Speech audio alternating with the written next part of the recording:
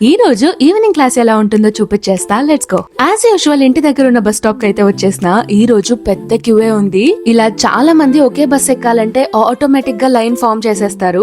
And bus వచ్చినప్పుడు front లో ఎవరైతే ఉంటారో వాళ్ళే బస్ ఆపుతారు. ఈ రోజు సైబర్ డేటా అనాలిసిస్ క్లాస్ అన్నమాట. గోన్హువా మార్కెట్ దగ్గర దిగి 2 పెడెస్ట్రియన్ సిగ్నల్స్ దాటేసి ఆ బిల్డింగ్ కి వెళ్ళాలి.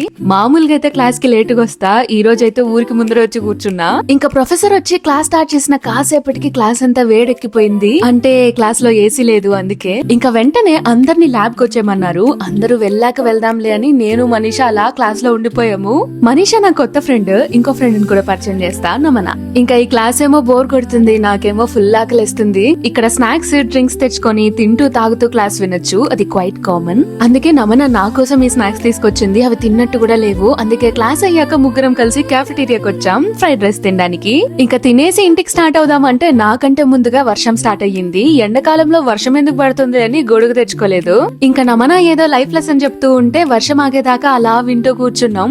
ఈవినింగ్ క్లాస్ అయ్యాక రిటర్న్ జర్నీ మాత్రం చాలా హెక్టిక్ గా ఉంటుంది. పీక్ అవర్స్ కాబట్టి పబ్లిక్ ట్రాన్స్పోర్ట్ మొత్తం ఫుల్ రష్ ఉంటుంది.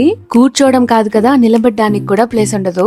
ఎలాగోలాగా హాఫ్ అన్ అవర్ అడ్జస్ట్ అయ్యి కాలేజ్ దగ్గర బస్ ఎక్కి ఇంకో బస్ స్టాప్ లో ఇంకో బస్ కోసం దిగేసిన. తీరా ఇక్కడికి వచ్చాక చూస్తే బస్ ఇంకా డిపోలోనే ఉంది. అది స్టార్ట్ అయ్యి నేనున్న చోటుకి వచ్చేకి ఇంకా హాఫ్ అన్ అవర్ పడుతుంది. ఇంకా చేసేదేం లేక ఖాళీగా ఉండలేక ఇటు అటు నడుస్తూ అనిల్ కి కాల్ చేసి మాట్లాడుతూ టైం పాస్ చేసేసా.